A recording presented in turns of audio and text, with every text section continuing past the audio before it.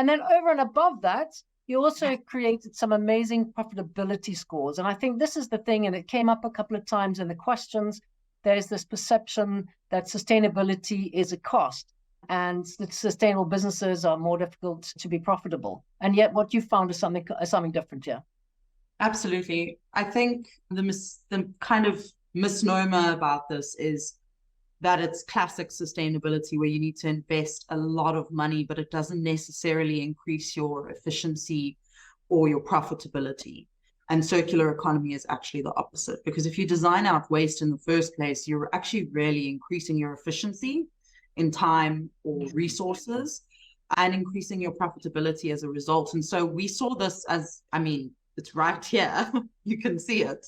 23% income growth, and we created 124 jobs. And I think when you consider it over a 6-month period, it's a really impressive stat. That's phenomenal. That's phenomenal. Well done. That's amazing. And I think that this is the kind of numbers that people need to be seeing, measured, verified over these 59 businesses. So it's not just a flash in the pan. Fantastic. Wait, great.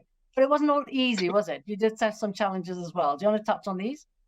Bucket load of challenges, as with any new pilot and in any new space. In one of those core challenges, I'm sure anybody who's in the chat who knows about circular economy will know that one of the biggest things is that it's largely unknown in South Africa and Africa.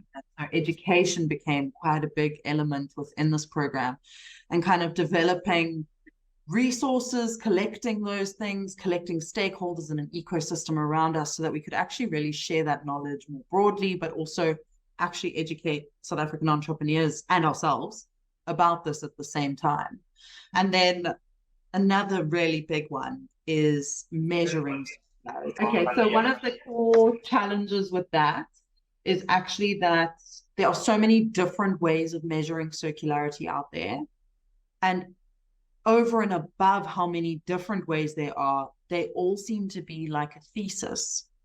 And can you imagine getting a small business to complete a thesis-sized document just about their circularity, when really in South Africa, or actually any small business, but in Africa in particular, your focus is just on running your business and making money and supporting your family first and foremost.